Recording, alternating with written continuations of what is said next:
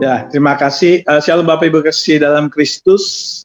Apa kabar? Saya percaya semua kita baik, walaupun dalam keadaan tidak baik dengan adanya COVID, juga adanya dengan ada demo, tapi kita tetap sebagai anak Tuhan tidak boleh keluar dalam rencana Tuhan. Amin.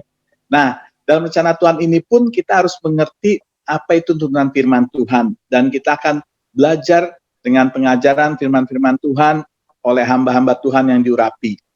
Saat ini kita akan belajar mengenai Hari Raya Pondok Daun, di mana itu adalah hari raya bagi bangsa Israel. Nah, kenapa begitu penting bagi kita sebagai orang percaya mengerti arti Hari Raya Pondok Daun, dan bagaimana kolerasinya sebagai kita orang percaya pada saat ini begitu penting. Nah, saya percaya kita semua saat ini sudah tidak sabar lagi untuk menunggu waktu untuk pengajarannya yang akan disampaikan oleh hamba yang diurapi, Bapak Pendeta Daniel Januar. Saya persilakan Bapak Pendeta Daniel Januar. Puji Tuhan, selamat malam.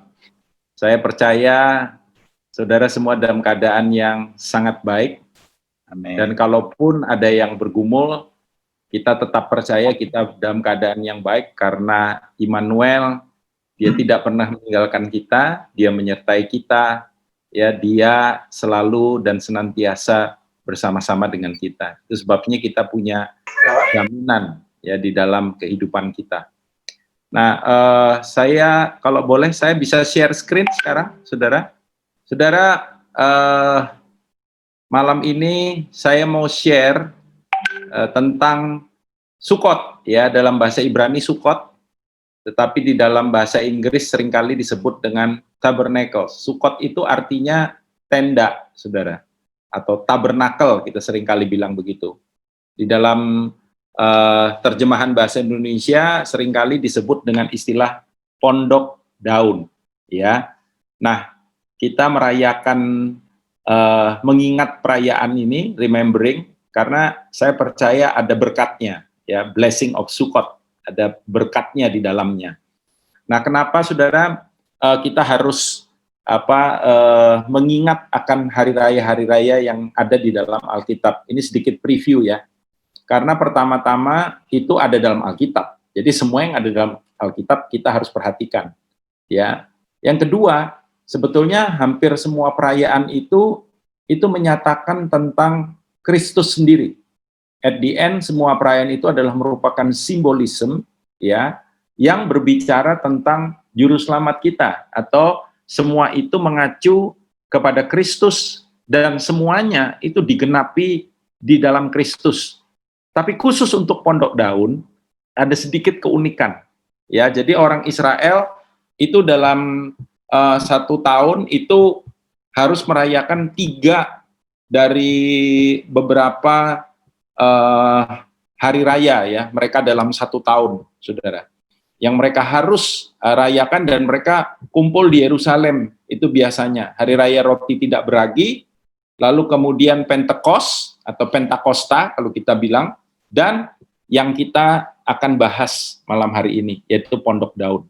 Nah, kenapa kemudian ketika Pak Novit minta saya untuk share, saya tergerak untuk menyampaikan ini? Karena sekarang ini di Israel mereka lagi ada di puncak perayaan.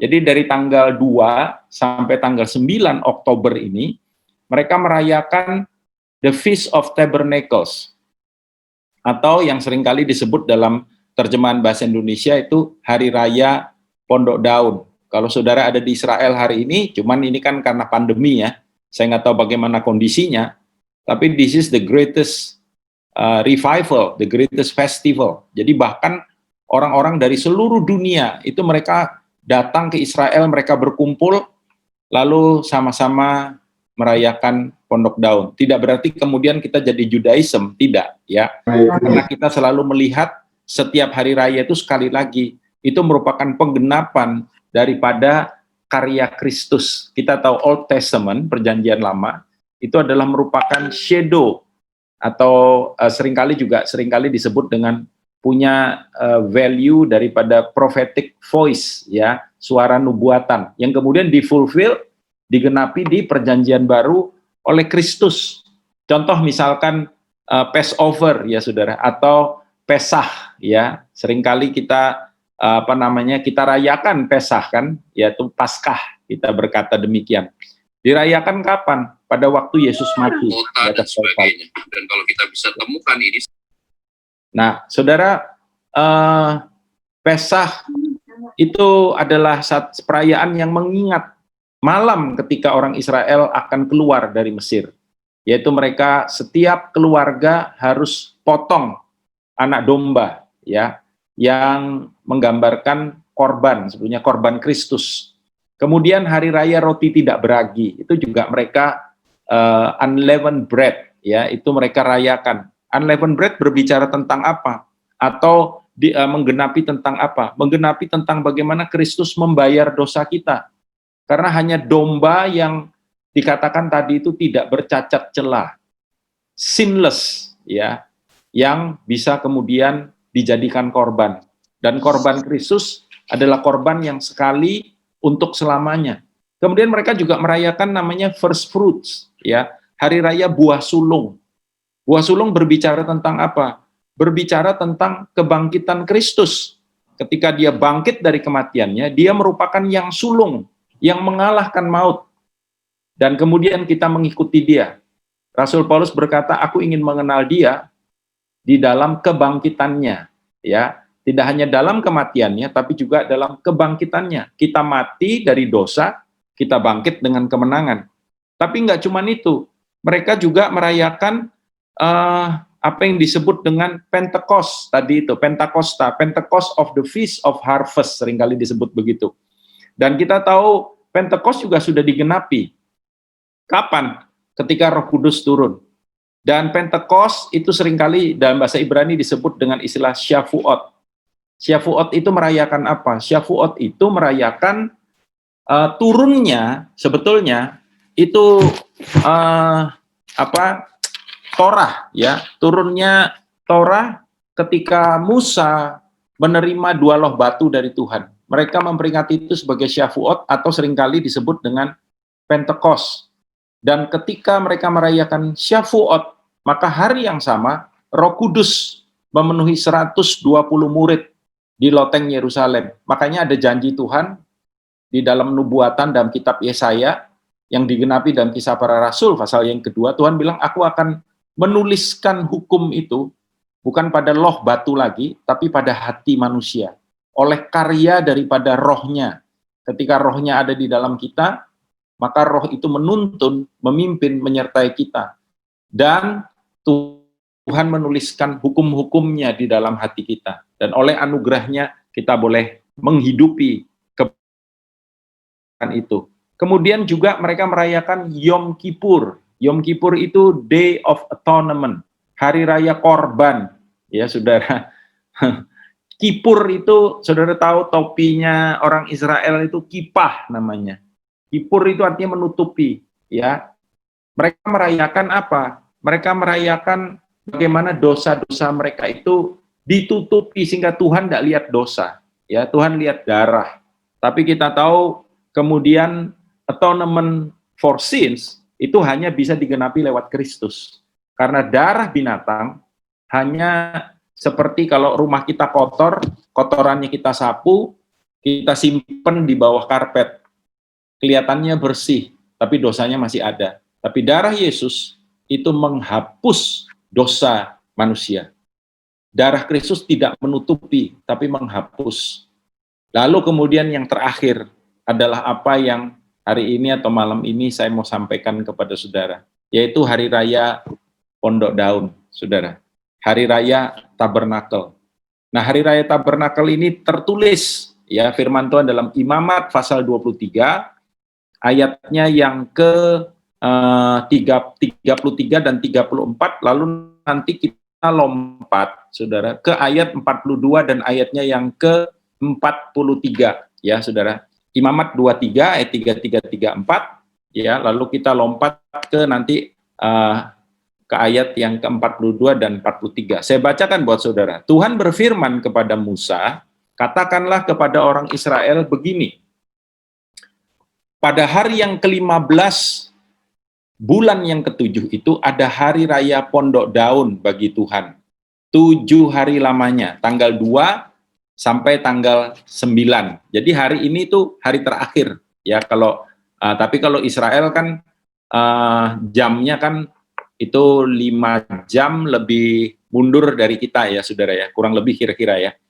Lalu dikatakan pada bulan yang ke-7 ada hari raya pondok daun bagi Tuhan 7 hari lamanya. Ayat 42, di dalam pondok-pondok daun kamu harus tinggal 7 hari lamanya. Setiap orang asli di Israel haruslah tinggal di dalam pondok-pondok daun supaya diketahui oleh keturunanmu bahwa dikatakan aku telah menyuruh orang Israel untuk tinggal di dalam pondok-pondok selama aku menuntun mereka sesudah mereka keluar dari tanah Mesir. Akulah Tuhan Allahmu. Nah, saudara, ada beberapa hal yang penting yang dituliskan dalam ayat-ayat yang tadi kita baca. Yang pertama, Tuhan bilang kamu harus merayakan pondok daun. Nah, kira-kira let's say 5 tahun yang lalu ya, Pak Arifin ngomong secara pribadi dengan saya, Dan, bisa nggak kalau pas lagi Feast of Tabernacles kita rayakan gitu. Kita rayakan bukan, sekali lagi jangan salah paham saudara. Kita rayakan bukan berarti kita ini jadi Judaism, tidak ya saudara ya. Kita merayakan itu dengan memaknainya secara benar. Ya coba, hampir semua hari raya yang saya sebutkan di depan tadi itu kita rayakan. Kita merayakan first fruit ya, hari kebangkitan. Kita merayakan Pesah, hari kematian. Kita merayakan korbannya bahkan tiap minggu kita rayakan ya, dengan kita melakukan perjamuan kudus ya saudara. Tuhan kan bilang lakukan ini untuk mengingat kematianku ya sampai kedatanganku yang kedua kali. Ya, kita merayakan Pentakosta, saudara, hari raya Pentakosta. Ya, kita merayakan hari raya yang lain, unleavened bread juga kita rayakan setiap minggu juga. Ya, tapi yang satu ini kita nggak pernah mengingat, makanya judulnya malam hari ini remembering ya the Feast of Tabernacle. Kita mengingat. Nah, tidak kebetulan kami di Surabaya itu tahun kerja itu berakhir bulan September. Jadi perayaan ini itu selalu setelah trumpets ya, the day of trumpet. The day of trumpet itu nanti akan tergenapi salah satunya ketika kita rapture pada waktu sangkakala berbunyi, dikatakan.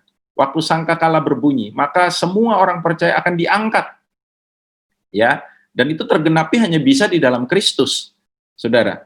Nah, tetapi juga hari raya peniupan sangkakala itu adalah merupakan tahun baru Israel. Jadi selalu setelah the Day of Trumpets, lalu kemudian akan diikuti oleh the Feast of Tabernacles. Ya. Nah, sebetulnya the real atau the Tabernacles kalau dalam bahasa Inggris berkata sang tabernakel itu siapa? Kristus sendiri. Dalam Injil Yohanes pasal pertama dikatakan firman itu akan menjadi daging dan diam atau tinggal, diam di antara. Kata tinggal atau kata skeno itu dalam bahasa Greka itu artinya to encamp. Dia tinggal, itu dia diam, dia jadi tabernakel. Jadi digenapi Kristus di dalam keberadaannya ada di tengah-tengah kita. Firman yang tinggal dikatakan, kata tinggal itu ya. The camp atau the tabernacles punya arti yang sama. Digenapi di dalam pribadi Kristus akan hal ini. Ya, lalu kemudian apa yang dilakukan orang Israel? Mereka membuat tenda-tenda atau pondok-pondok. Nah, kenapa dibilang pondok daun? Karena mereka bikin yang namanya booth itu ya. Seperti saudara lihat di gambar itu, gambar ilustrasi aja ya saudara ya. Lihat ya, di atasnya itu ada daun-daun. Nah, mereka mendekor sekitar tembok itu biasanya dengan ada beberapa buah-buahan, lalu kemudian daun-dedaunan begitu. Untuk apa? Untuk mereka mengingatkan, mereka harus tinggal di situ 7 hari lamanya, yaitu untuk mereka mengingatkan anak cucu mereka. Tuhan bilang lakukan ini untuk kita mengingat anak cucu. Nah, berapa waktu yang lalu ada yang nanya saya, Pak, sebenarnya kan ada yang lebih penting ya daripada kita rayain kayak Natal, kayak Paskah, kayak ini. Yang lebih penting kan artinya, arti rohaninya. Dan saya bilang, iya betul, itu inti daripada perayaan itu. Tapi tidak berarti kemudian kita nggak merayakan. Untuk apa kita rayakan Natal? Untuk kita telling the next generation. Untuk itu juga mengingatkan kita saat ini. Bahwa Tuhan pernah menyatakan dirinya dengan cara bla bla bla bla bla, ya, lewat apa yang kita rayakan itu. Kita rayakan Pentakosta not for the sake of the day of Pentecost itself, dikatakan. Bukan atau demi untuk perayaan itu. No, enggak. Tapi itu untuk mengingatkan kita. Kenapa? Karena kita manusia ini gampang lupa, saudara. Makanya di dalam Alkitab ada kitab ulangan. Buat apa? Karena manusia itu hanya bisa, kebenaran itu hanya bisa jadi daging dalam tanda kutip. Kebenaran itu bisa terjadi internalisasi dalam diri kita kalau itu berulang-ulang diingatkan. Orang udah ulang-ulang aja bisa lupa. Ya, barusan tadi ada bukan salah satu, salah 4 ya saudara. Ada 4 orang pekerja kita yang mereka harus daftar. Malam kemarin itu terakhir daftar. Dia lupa, dia nggak daftar. Ya saya bilang sama panitia yang atur, ya ini kan pekerja, kita kenal mereka. Ya, our Lord is the Lord of the second chance, katanya. Tuhan yang kasih kesempatan, kasihlah kesempatan. Pak, tapi habis ini nggak boleh. Ya, karena kita tempat duduk dan sebagainya, mesti pastikan ada protokolnya, ada syarat-syaratnya, yang kalau syarat-syarat itu dia centang, itu nggak memenuhi, ditolak untuk ibadah, saudara. Ya, jadi sekarang kalau mau ibadah tuh serius. Kalau dulu orang mau ibadah kadang last minute baru datang, last minute juga batalin. Sekarang nggak bisa, ya, di reset semua sama Tuhan sekarang. Ya, lalu saya bilang, ya kasih kesempatan lah. Kenapa? Ini kan masih baru, new normal, masih baru, bikin habit itu nggak gampang. Ya Pak, oke Pak, saya jamin, saya bilang, oke, akhirnya bisa masuk. Ya, tapi ini habis ini nggak boleh lagi. Ya, kita kasih tahu. Ya, saudara, makanya Tuhan mau kita rayakan untuk apa? Mengingatkan kepada next generation, tapi juga kepada diri kita. Bagaimana apa? Tuhan menyatakan dirinya di antara mereka. Karena di pondok-pondok itu, saudara, ya, itu setiap orang tua, every parents, itu mereka bicara sama anak-anaknya. Dulu ya, nenek moyang kita ketika keluar dari perbudakan, keluar dari tanah Mesir, maka mereka mengembara 40 tahun karena kekerasan hati mereka, karena pemberontakan mereka di padang gurun. But even dikatakan, meskipun mereka memberontak, meskipun mereka melawan Tuhan, kesetiaan Tuhan menyertai mereka. Ya, saudara, dan mengingatkan, meyakinkan kembali tentang apa? Tentang apa yang Tuhan akan lakukan atau kerjakan bagi bangsa Israel ke tahun-tahun mendatang. Kan mereka baru rayakan tahun baru tuh, saudara. Diingetin lagi. Ya, tahun-tahun mendatang ini. Nah, ini kan kita menjelang selesainya tahun 2020. Pokoknya udah mulai berber nih, cepet nih, saudara. Ya, ini udah mulai September, Oktober, bentar lagi November, tahu-tahu udah Natal. Ya, tahu-tahu udah 2021. Ya, sebentar lagi masing-masing yang ada di sini happy birthday lagi. Ya, happy birthday to you. Ya, artinya tambah, bukan panjang umur, ya, makin tua ya, saudara ya. Tapi nggak apa-apa. Tubuh lahiriah makin tua, tubuh batiniah makin kuat ya di dalam Tuhan. Haleluya. Nah, saudara, kita mengingat apa? Mengingat nomor 1, penyertaan. Penyertaannya. Orang tua, setiap orang tua di booths itu, di tabernakel, di tenda itu ngomong sama anaknya. Lihat bagaimana Tuhan itu menyertai kamu. Dalam Imamat 23:36, jadi gini saudara, selama the Feast of Tabernacles, orang Israel melakukan 3 hal.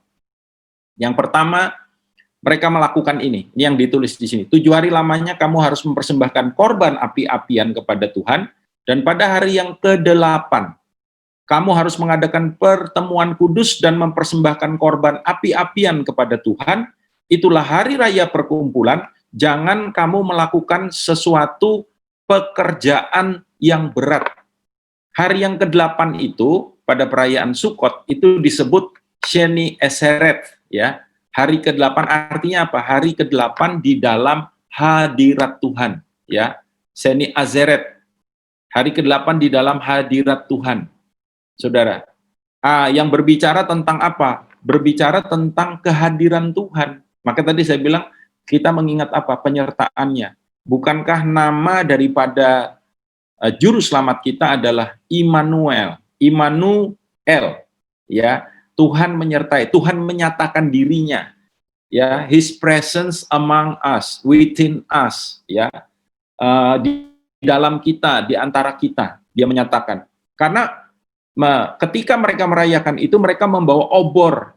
Di puncak perayaan itu, mereka membawa obor. Jadi bermil-mil di sekitar bait Allah, itu diterangi oleh api itu, oleh terang itu. Ingat, Kristus berkata, I am the light of the world. Akulah terang dunia. Ya, saudara, tapi dia nggak cuma berkata akulah terang dunia, dia juga berkata dalam Injil Matius pasal yang ke-6, ya, you are the light of the world. Kamulah terang dunia. Haleluya. Kalau terang itu ada di dalam kita, maka terang itu harus memancar keluar dari dalam kehidupan kita. Nah, itu yang pertama yang mereka lakukan. Yang kedua, mereka mengambil air dari kolam Siloam, lalu kemudian menaruh air itu, mencurahkan air itu di ceruk yang ada di kaki mezbah. Dan itu berbicara tentang roh sebetulnya, roh yang hidup. Saudara ingat Tuhan Yesus pernah berkata dalam Injil Yohanes pasal berapa itu ya?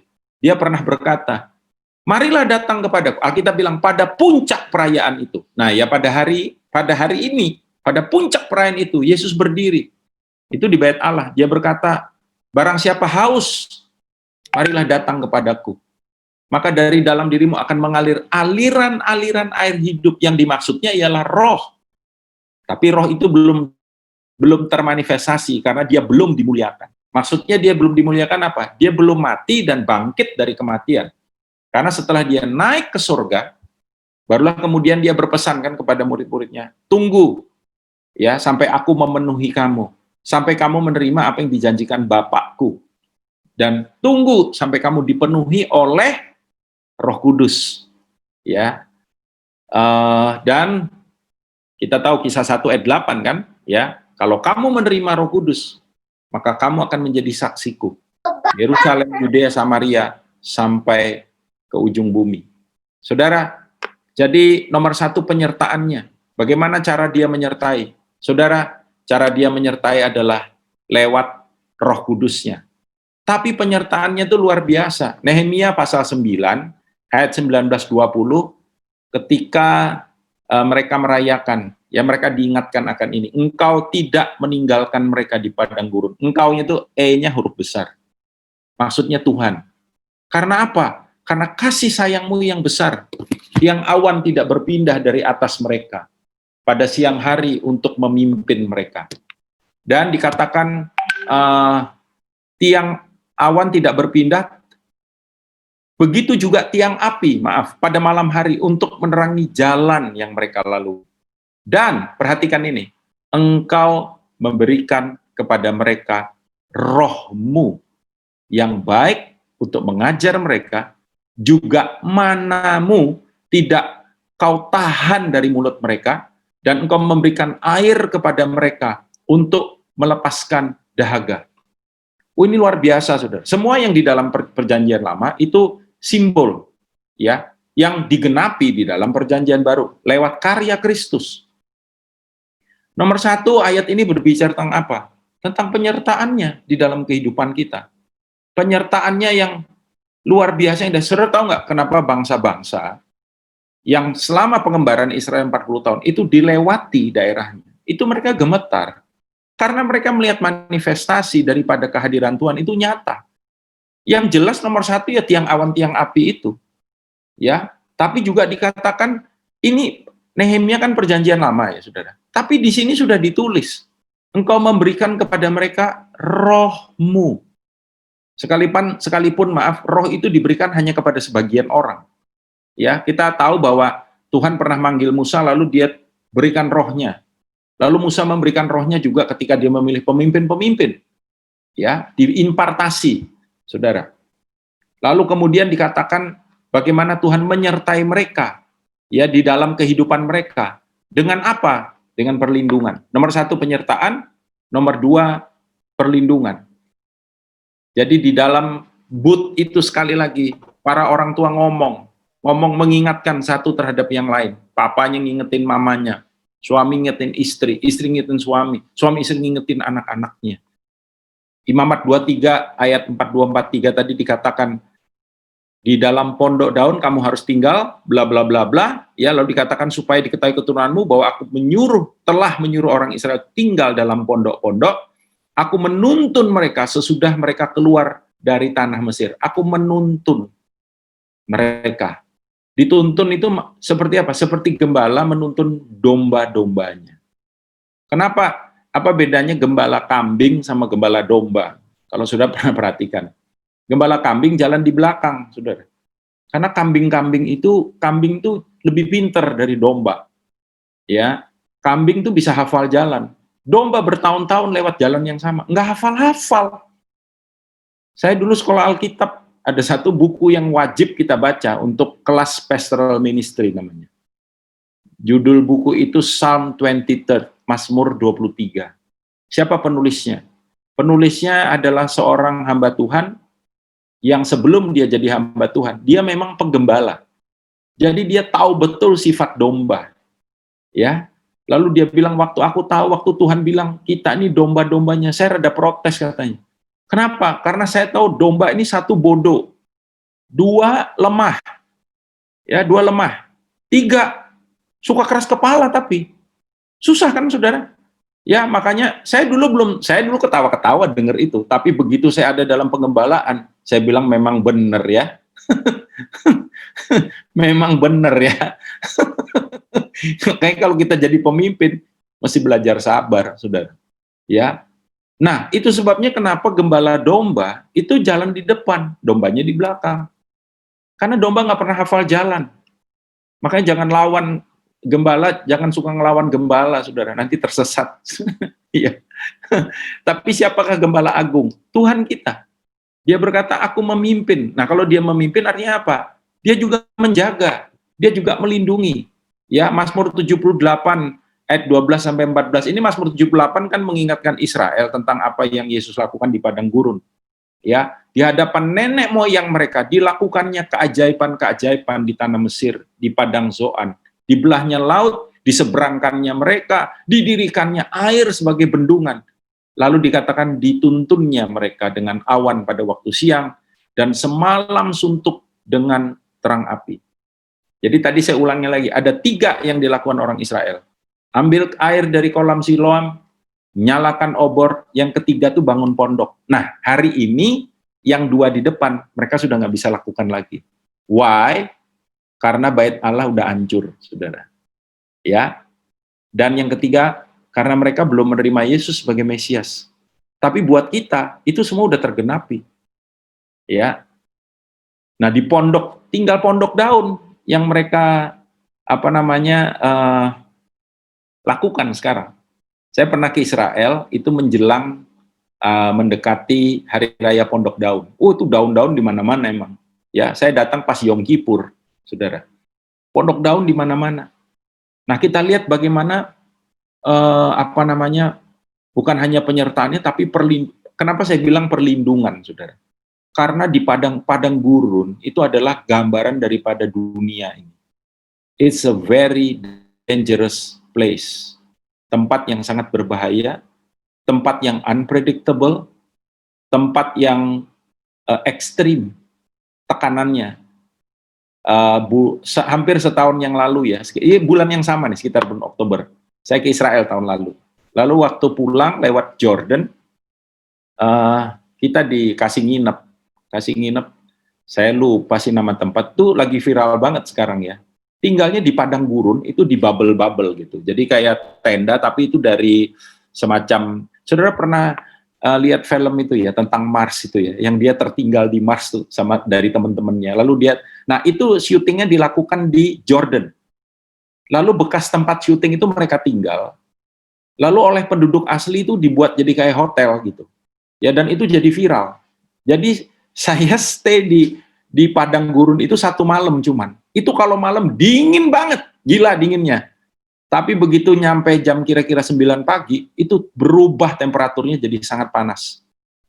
Jadi saya bayangin Israel di padang gurun itu kalau nggak dalam penyertaan Tuhan, kalau nggak dalam perlindungan Tuhan, itu rontok itu tubuh, saudara. Ya, panas dingin, panas dingin, panas. Gigi kita nih, kalau saudara sikat, habis saudara makan es, atau habis saudara minum air panas, saudara sikat es, ngilu langsung. Tuh gigi nih yang atas, apalagi daging kita nih yang lembut, saudara. Ya, makanya Alkitab bilang, bagaimana Tuhan menyertai mereka dengan tiang awan, tiang api. Dan itu yang membuat bangsa-bangsa di sekitar mereka segan. Ya, tapi tidak hanya penyertaannya, tidak hanya perlindungannya, tapi juga ini, saudara, penyediaannya dalam kehidupan kita. Haleluya. Sebab itu, ketika mulai kita mengalami corona ya, saudara, COVID-19, awal Maret, ya, pertengahan lah ya, ketika kita semua terdampak, ya, nggak ada yang nggak terdampak, itu impact tuh global impact namanya, semua terdampak, semua susah, semua kaget, ya, semua tiba-tiba mengalami perubahan. Tapi kemudian saya sadar bahwa saya nggak perlu takut, dan tiap hari saya doa untuk gerejanya, untuk jemaat, untuk para pemimpin. Tuhan minta perlindungan, minta pertolongan, penyediaan, pemeliharaan yang daripada Tuhan. Every day saya ucapkan itu, saya doakan itu. Dan saya pantau. Nah, kita bersyukur kita gereja sel. Saya nggak bisa kontak langsung ke jemaat, saudara.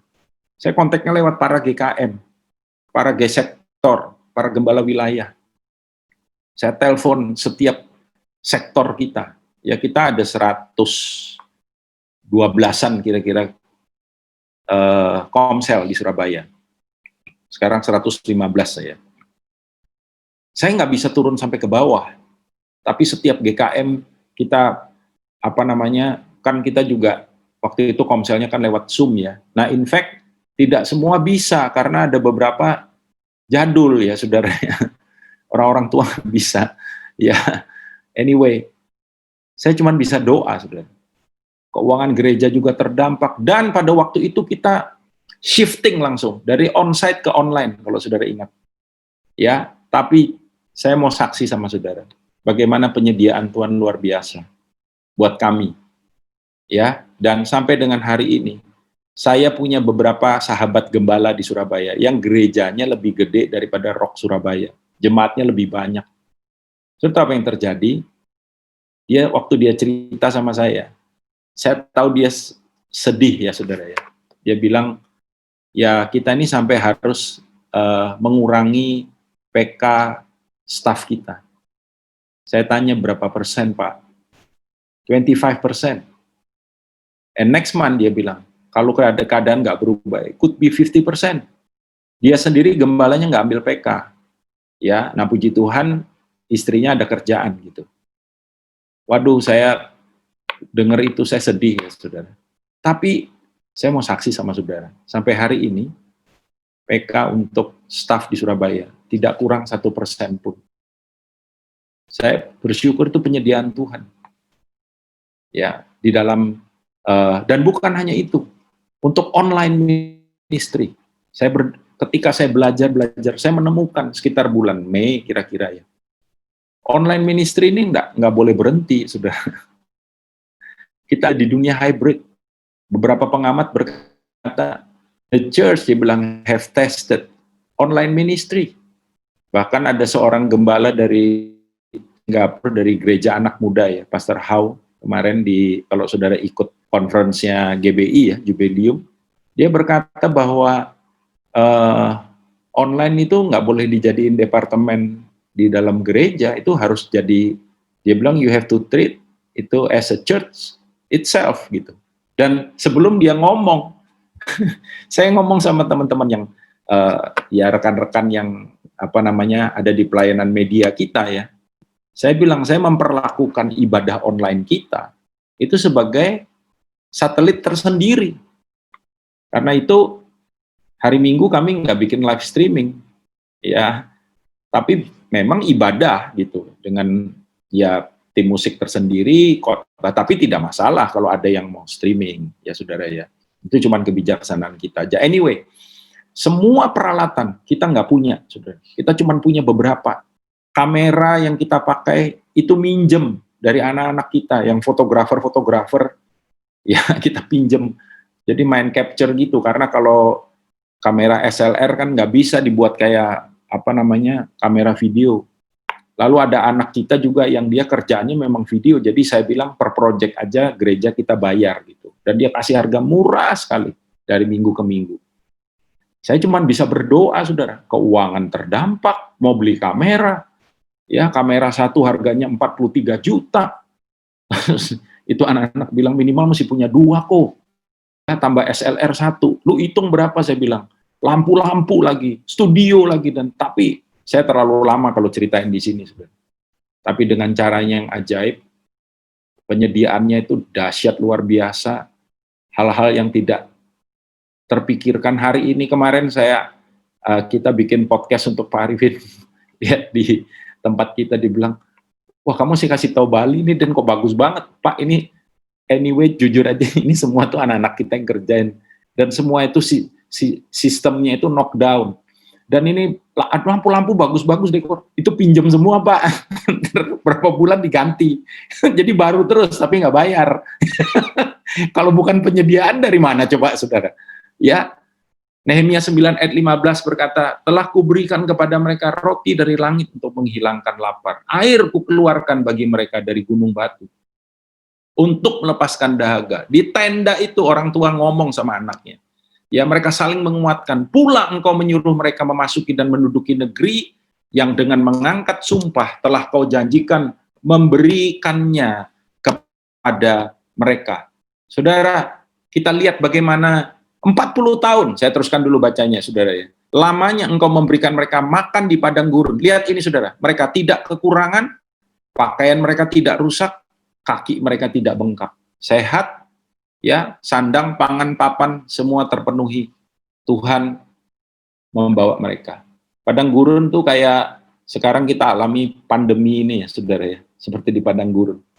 Saya percayalah, ya, penyertaannya, penyediaannya, ya, lalu kemudian perlindungannya ada bersama dengan kita. Dan saat mereka masuk memperingati Sukot, mereka mengucapkan ini, Baruch haba Bashem Adonai. Hosanna. Hosanna itu artinya save us. Juga punya pengertian, dengarkanlah doa kami.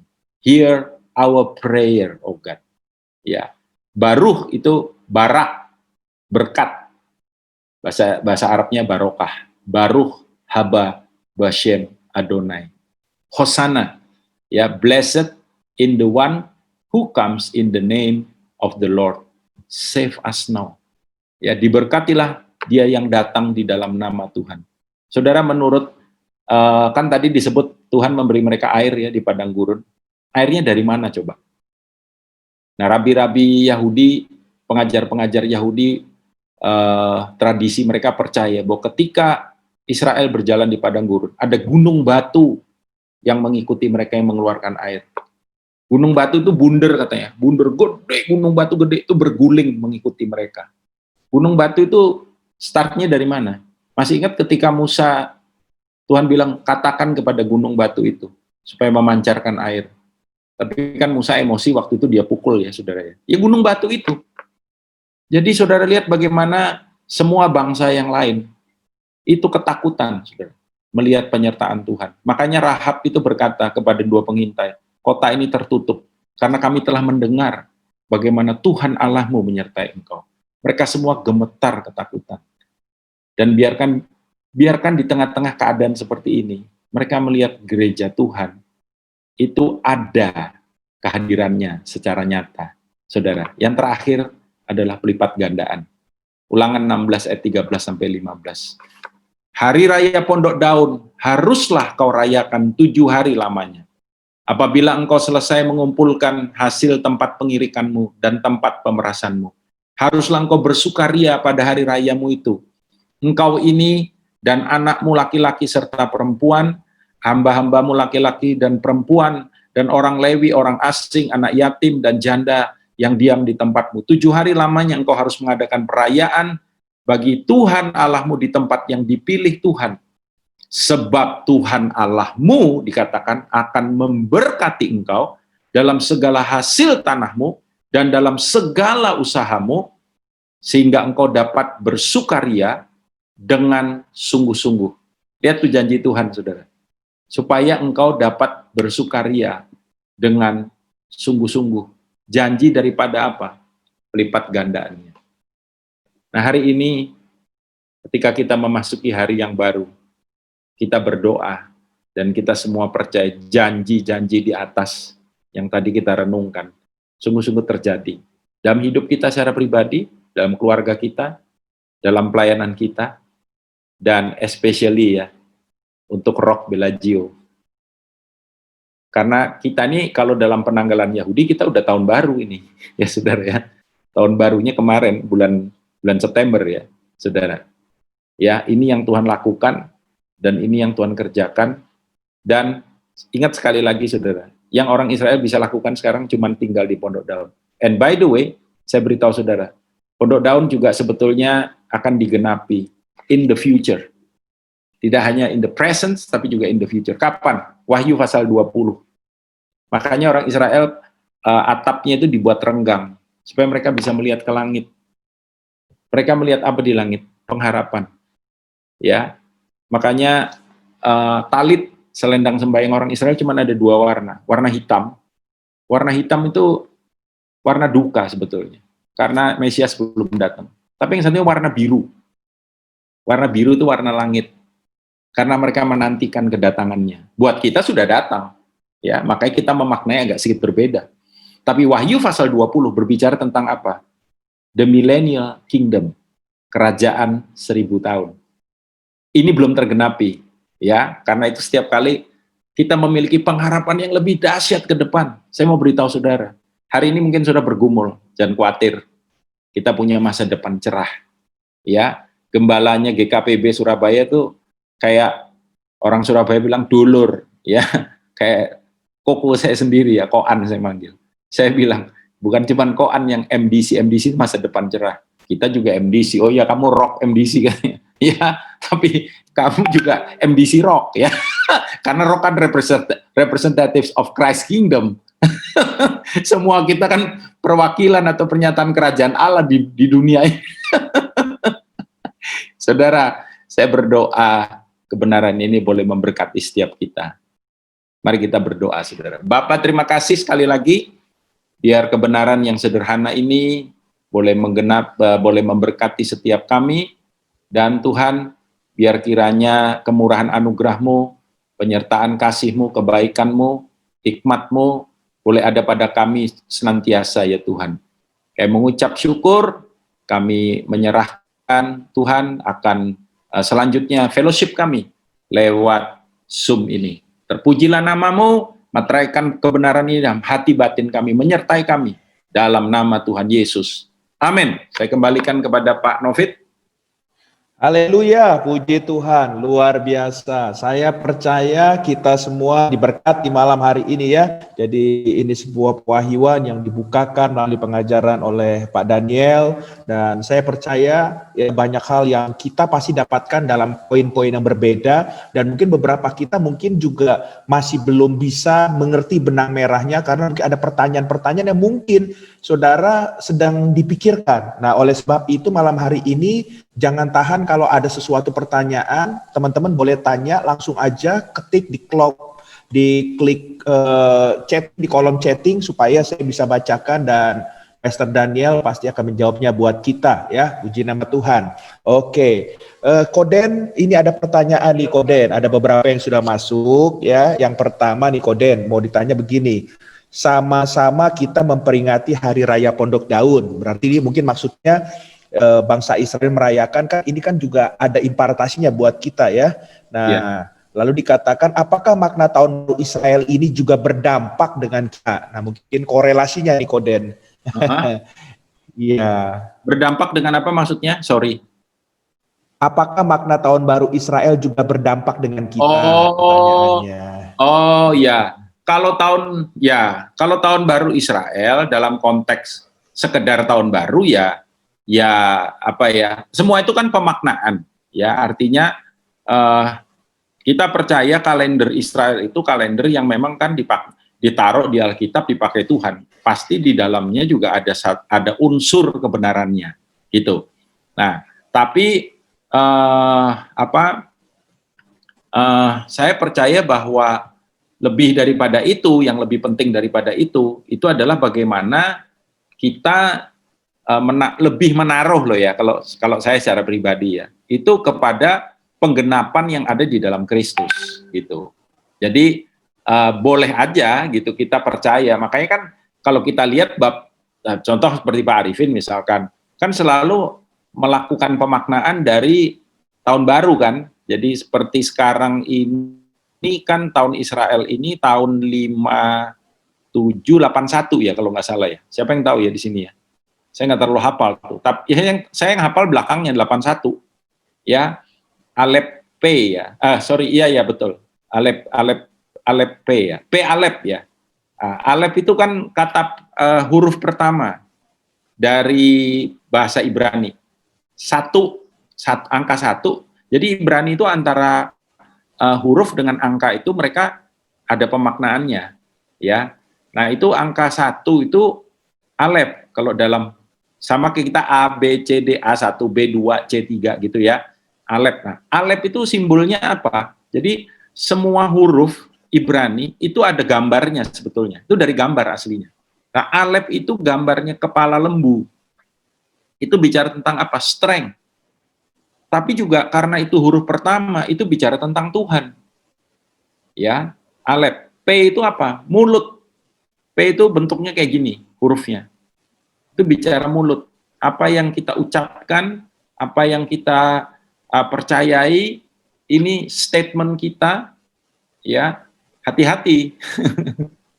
Harus yang positif, yang baik, ya kan? Ya, jadi sekalipun sekarang ini lagi demo-demo, lagi kita ucapkan yang baik, kita percaya. Setiap hari saya berdoa untuk Indonesia. Yang kedua saya berdoa untuk Surabaya. Karena saya percaya janji Tuhan Surabaya kota pujian, the city of praise. Ya. Tapi juga saya berdoa, contoh ya saudara ya, saya kasih sedikit ya kesaksian. Saya tinggal di Citraland di Surabaya. Itu jalan utama kita di depan, itu kayak sirkuit modelnya. Dari gate sampai ke dalam tuh kayak sirkuit. Sepanjang jalan. Dan hampir tiap minggu ada yang kecelakaan di situ. Karena main kebut-kebutan, anak muda tuh, ya anak tua juga kadang-kadang ya saudara ya. Sampai saya pernah lihat mobil tuh nabrak pohon, itu pohonnya sampai patah, bayangin. Itu mobil depannya tuh sampai nyetak, sudah bisa bayangin kalau ini pohon, itu ditabrak sampai masuk begini, nyetak begitu. Saya juga pertama saya cuman geleng-geleng gitu, aduh nih orang-orang kok enggak. Terus satu hari terganggu saya. I pray, saya berdoa Tuhan minta supaya lingkungan ini nggak ada kecelakaan. Kita terganggu dengan kecelakaan ini, ya. Saudara tahu nggak apa yang terjadi? Setelah sekian waktu, saya nggak ngitung ya dari saya berdoa itu berapa lama ya. Tapi di dekat gate utama di perumahan saya itu ada kampus UNESA namanya, Universitas Negeri Surabaya. Mereka tuh bikin lab baru, bangunan baru dan semua jalan dan itu hampir sebagian besar dari gate ke dalam itu kampusnya mereka, arealnya gede banget. Itu sama mereka dibangun apa? Polisi tidur. Polisi tidur itu cukup banyak. Dan warga Citraland protes, saudara. Dan UNESA tidak mau tahu. Kenapa mereka protes? Karena akhirnya terjadi kemacetan ya, sebab orang kan pada ngerem jalan. Termasuk saya awalnya ngomel. Ini juga maunya UNESA apa? Coba udah bagus-bagus kan, megah, bagus, lancar. Maunya apa? Roh Kudus bilang, lo kan kamu berdoa supaya nggak terjadi tabrakan. Kalau begitu kan nggak ada yang ngebut lagi karena banyak polisi tidur. Tahu nggak apa yang terjadi? Sampai hari ini hampir tidak pernah ada kecelakaan lagi. Ya, jadi hati-hati dengan yang kita ucapkan. Gitu kira-kira ya. Oke, luar biasa. Puji Tuhan. Terima kasih Koden untuk pertanyaan pertama ini. Lalu ada pertanyaan sambungan nih Koden. Ya, pertanyaan kedua yang ingin ditanyakan, berdasarkan sharing Koden malam ini, apakah benar bila dikatakan bahwa esensi peringatan Hari Raya Pondok Daun adalah mengingatkan setiap kita untuk mengajar anak-anak kita tentang Tuhan yang luar biasa. Ya. Lalu malam ini kita juga belajar tentang hari-hari besar bangsa Israel. Saya pernah bertemu dengan gembala sebuah gereja yang sangat berkiblat ke perayaan bangsa Yahudi, antara lain saat Paskah mengajak makan sayur pahit selama 7 hari. Untung bukan saya ini ya. Dan mengajarkan untuk tidak merayakan Natal. Bagaimana menjawab pengajaran seperti ini, Koden? Jadi ada 2 pertanyaan. Oke. Yang pertama, kalau mengajar anak kita, ya semua nilai-nilai kebenaran firman Tuhan harus kita ajarkan. Hanya kan Tuhan itu memakai, Tuhan kita tuh jago ilustrasi ya saudara ya. Makanya Yesus kalau ngajar kan pakai perumpamaan ya. Gitu. Jadi lewat hari raya itu kita bisa menimbulkan kesan yang mendalam pada anak-anak kita ketika kita menyatakannya atau menyampaikannya dari sudut pandang yang benar gitu. Nah, tapi pada intinya setiap hari raya Israel, makanya di depan tadi saya bilang, kenapa saya menyebutkan atau menyampaikan itu, saya ingin menunjukkan sama saudara bahwa semua hari raya itu tergenapi di satu pribadi, yaitu Kristus sendiri. Ya, even Pentecost juga kalau Yesus belum naik, Roh Kudus nggak turun. Ya. Sekalipun di perjanjian lama Roh Kudus sudah berkarya. Sudah mesti tahu bahwa Tritunggal itu selalu bersama-sama. Mereka tidak pernah berpisah. Ya, karena ada orang bodoh yang nanya, loh, kan pribadi yang kedua itu pernah nggak ada di sorga katanya. Kenapa? Karena kan turun ke dunia. Goblok. Sorry ya, saya salah ngomong. Sorry. Maksudnya gini, itu dalam kemanusiaannya dia turun. Dia itu Tuhan 100%, manusia 100%.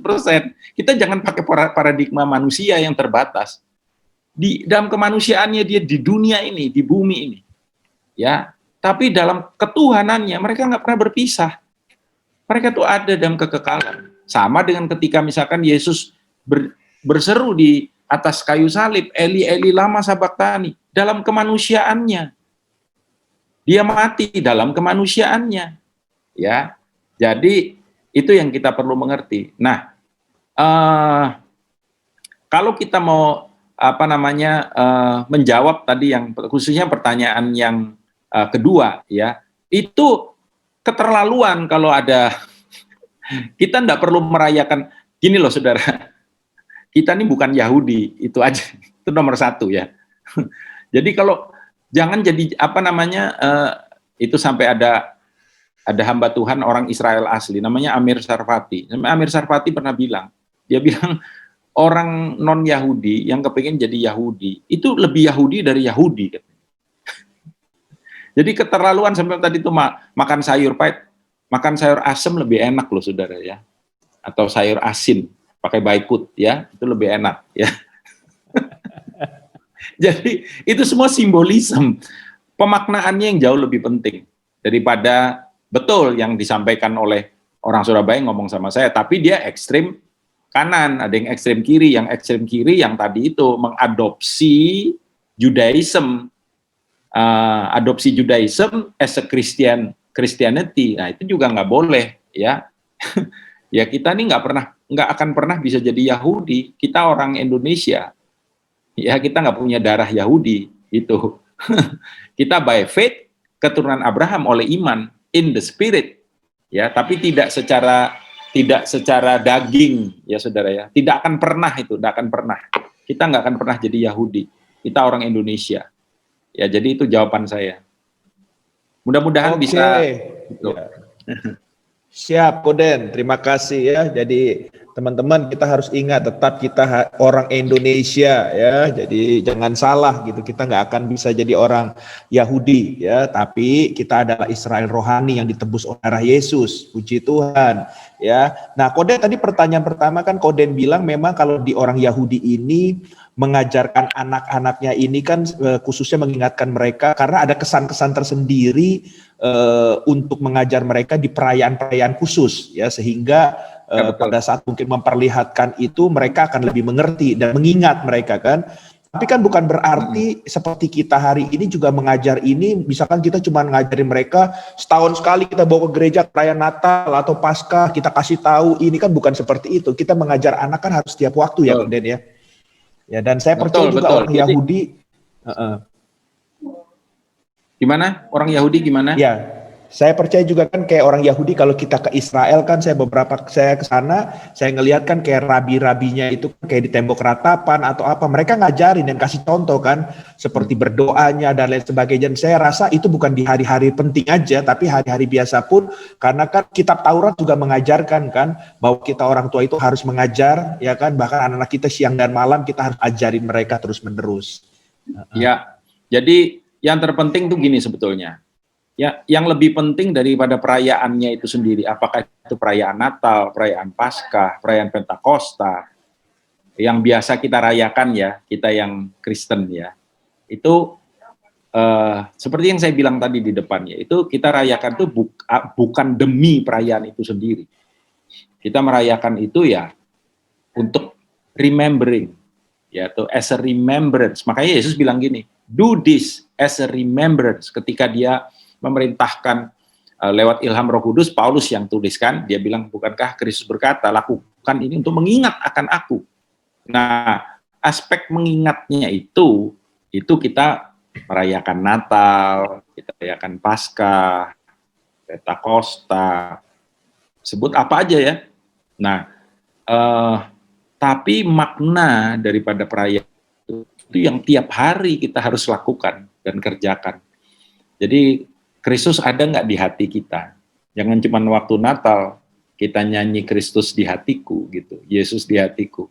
Tapi every day, ya, waktu kemudian kita merayakan Passover, dilewatkan, berbicara tentang perlindungan oleh darah anak domba. Tiap hari kita berjalan dalam perlindungannya, ya.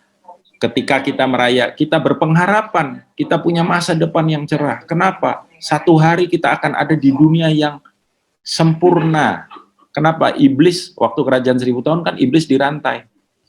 Ya, iblis dirantai. Sehingga dunia ini dalam keadaan yang ideal. Ya, dan kalau saudara baca Wahyu 20, itu dibilang tiap tahun orang-orang dari segala bangsa harus merayakan Pondok Daun. Harus. Dan mereka yang tidak merayakan pada tahun depan, pada mereka tidak akan ada hujan. Itu Wahyu 20 nulisnya gitu. Ya, itulah masa yang ditulis dalam nubuatan nabi-nabi di Perjanjian Lama yang dibilang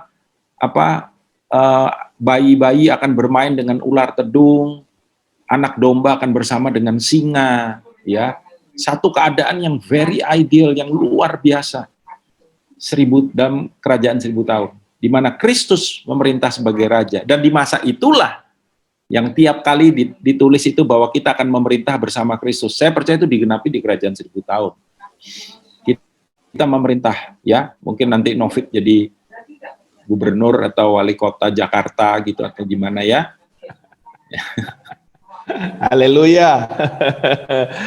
Oke, terima kasih Koden. Teman-teman, udah sedikit cuplikan tentang akhir zaman. Jadi sambil kita ya kan relax sedikit. Nanti tadi Pak Daniel sudah mau ngajarin kita tentang eskatologi. Jadi nanti kita akan ada lagi acara seperti ini. Mungkin kita akan atur waktunya. Kita akan bicara soal eskatologi, ya kan, kerajaan 1000 tahun, rapture dan lain sebagainya, ya kan, perang Gog dan Magog dan lain sebagainya. Nah ini ada ahlinya lah Pak Daniel nanti ya, karena saya kuliah juga, ini dosen saya diajar sama beliau nih. Puji nama Tuhan. Terima kasih Koden. Jadi Koden, intinya hari-hari ini kan juga selain tadi apa yang disampaikan teman kita ini, ditanyakan soal tadi makan sayur pahit lah lain sebagainya, tapi hari-hari ini memang pengajaran itu kalau saya lihat aneh-aneh sih Koden. Ya, ada yang nggak berani nyebut nama Allah lah, ya kan, ya kan, dan lain sebagainya. Jadi kalau kayak gitu sebetulnya mereka kurang memahami konsep seperti apa yang Koden sampaikan di awal, bahwa sebetulnya kita udah nggak bisa 100% ambil perjanjian lama, walaupun kita tidak bisa menghilangkan perjanjian lama gitu ya, karena perjanjian lama Koden bilang shadow, ya, jadi seperti bayangan untuk masa yang akan datang untuk hari ini, karena sudah dilunasi, sudah ditebus, dibayar semua oleh Yesus dengan kedatangan Yesus, ya. Jadi betul. Jadi pengajaran-pengajaran yang kan kita ngelihat nih Koden, apalagi kalau kita tahu ada beberapa gereja yang profetik, bahkan hampir semuanya itu diprofetikan Koden, ya, bahkan pakai alat-alatnya diprofetikan. Saya pernah ke sebuah gereja sampai tabutnya itu diangkat Koden, dibuat replika tabutnya. Jadi dia percaya kalau ada tabut di situ Tuhan hadir. Padahal kalau kita hari-hari ini kita percaya bahwa Tuhan itu kan sudah berdiam dalam hidup kita, ya bukan gitu Koden ya? Ya. Jadi sebetulnya orang semua itu kan simbolisme gitu loh. Makanya tadi bolak-balik saya mengulang-ulang itu apa? Semuanya tergenapi di dalam Kristus. Jadi pribadi Kristuslah yang terpenting dari semuanya itu. Semuanya mengacu, menunjuk itu kepada Tuhan Yesus sebetulnya. Intinya itu. Jadi percuma ada orang kehadiran itu di perjanjian lama, kita tahu itu tabutnya ya tabut asli kan gitu loh. Or even tabut aslinya nggak ada sekarang. Cuman ya istilahnya cerita-cerita inilah ya yang masih belum bisa dibuktikan kebenarannya, mengatakan bahwa itu sudah ditemukan lah, ada di Ethiopia, ada di mana. Ya itu kan cuman sekedar istilahnya pengharapan ya mungkin ya gitu.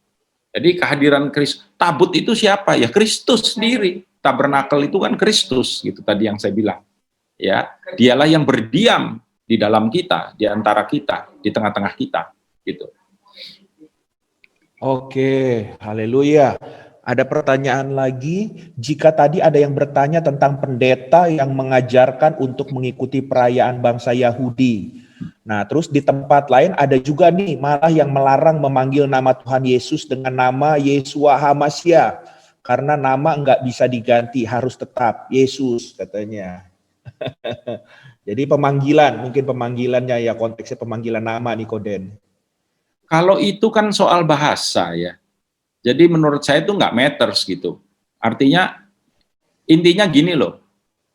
Kita usir setan dalam nama Yesus, setannya pergi. Kita nggak usir setan dalam nama Yeshua, gitu. Tapi apakah nggak boleh pakai nama Yeshua? Ya boleh-boleh aja, gitu. Itu is just a matter of language kan, gitu loh. Yang lebih penting daripada itu sekali lagi ya pemaknaannya, kebenarannya gitu yang lebih penting dari itu. Itu, ya. Jadi nggak usah bingung dengan contoh juga kayak begini misalkan, yang sampai rame ya, yang sampai rame banget ya, itu kan nama Yahweh ya, penyanjung nama Yahweh, ya. Jadi jangan pakai nama Allah lagi. Loh, orang Kristen Arab abad pertama itu udah manggil nama Tuhan, itu Allah. Allah itu sebutan Tuhan secara umum untuk orang Arab. Sama kayak kita orang Indonesia ngomongnya Tuhan. Orang Hindu juga ngomongnya Tuhan. Orang Buddha juga ngomongnya Tuhan. Muslim juga ngomongnya Tuhan. Kita juga ngomongnya Tuhan. Apa kemudian ketika kita ngomong Tuhan itu nggak benar? Tidak. Itu pembahasaan aja. Gitu loh, ya. Ketika kita menyebut Tuhan yang ada di sini dan yang ada di sini, sama yang saudara kita ngomong, yang Muslim, beda kan? Pemaknaannya beda, gitu. Ya, jadi mau ngomong Yeshua, mau ngomong Yesus, Yesus itu dari Greka kan, ya, Yeshua dari Ibrani, sama. God bahasa Inggris, Tuhan, Allah bahasa Indonesia, Allah sebenarnya dari bahasa Arab ya, gitu, ya. Itu dia. Oke, jadi kembali dari pikiran sama hatinya kemana tujuannya ya Koden ya? Betul. Ya bahkan orang bisu pun yang nggak bisa ngomong kalau hati sama pikiran tujuannya ke situ dia berdoa nyampe juga kan? Padahal nggak dikatakan kenapa? Karena pikiran sama hatinya ini melambangkan iman percaya dia kepada Tuhan. Jadi seperti itu. Ya. Wow, kita banyak belajar nih malam hari ini ya, luar biasa. Oke. Koden, ini dari saya nih Koden, dari semua apa yang kita bahas malam hari ini nih Koden, kita kan tadi kan saya mencatat nih ada 3 hal yang Koden sampaikan, ya dengan kita belajar tentang Pondok Daun ini di kemah tersebut, di dalamnya itu Tuhan menyediakan ada penyertaan Tuhan, ada perlindungan Tuhan, ada penyediaan Tuhan. Nah, mungkin ada apa kita yang berpikir begini nih Koden, relevansinya itu di mana ya dengan hari-hari sekarang nih Koden? Ya kenapa? Karena kan pada saat itu nih kalau kita bilang penyertaan Tuhan dan perlindungan Tuhan. Koden tadi sampaikan bahwa di padang gurun sekalipun ada tiang awan, tiang api. Nah, hari ini kan kita nggak bisa melihat tanda-tanda Tuhan seperti itu, penyertaan Tuhannya. Lalu yang kedua, waktu kalau ada apa-apa, mereka juga ada Musa, ya kan? Istilahnya mereka kehausan, akhirnya Tuhan bicara sama Musa, ya kan? Suruh bicara sama batu itu mengeluarkan air. Nah, sedangkan hari ini misalkan teman-teman di Bellagio, saya punya gembala namanya Novit, dia bilang, saya ngomong sama Novit, Pak, ini sekarang saya dirumahkan, nggak ada gaji misalkan, atau di potongan gaji. Nah, mungkin Pak Gembala saya, Pak Novit bilang, ya sudah kita sama-sama bergumul dan berdoa. Cuman begitu Pak Koden palingan bisanya. Jadi ini ada sesuatu yang sedikit agak beda, tapi apakah relevansinya ini, apakah masih bisa diterapkan hari ini, dan bagaimana supaya kita betul-betul percaya bahwa hari ini pun ada penyertaan, perlindungan, penyediaan Tuhan. Nah, seperti itu mungkin Koden. Jadi gini loh, cara kita melihat pergumulan dalam hidup kita, itu harus beda dengan cara orang di luar sana. Ya, buat orang di luar sana yang namanya pergumulan, apalagi berat, itu sama dengan artinya selesai. Ya, atau paling tidak berat lah. Tapi buat kita kan pergumulan itu undangan terhadap mujizat. Pergumulan itu adalah merupakan sebuah cara atau jalan bagaimana Tuhan menyatakan kuasanya. Ya, nomor satu, Tuhan menyediakan rohnya dan firman-Nya, betul nggak? Ya, Roh Kudusnya, makanya pastikan kita bergaul dengan Roh Kudus kan, gitu. Ya, jadi roh itulah yang menyertai kita, yang jadi janjinya bahwa Immanuel, Allah beserta kita. Bagaimana dia beserta kita? Lewat rohnya yang hadir dalam kehidupan kita. Roh itu, kata Alkitab, berseru bersama-sama dengan rohmu, ya Aba, ya Bapa. Berarti dia ada di dalam kita, bersama dengan kita. Nah, kemudian ketika kita ngalami kesulitan, kesukaran, tekanan, mara bahaya, dan lain sebagainya, itu adalah merupakan chance sebetulnya. Untuk apa? Kita melihat jawaban Tuhan, kita melihat kuasa Tuhan, kita melihat anugerah Tuhan buat kita semua. Ya, jadi manusia itu kita saling menguatkan, community itu diberi Tuhan untuk kita saling mengingatkan, saling menguatkan, saling mendoakan, semua yang saling itu. Ya, tapi at the end itu akan kembali kepada bagaimana kita membuka hati dan pikiran kita untuk kita boleh berjalan di dalam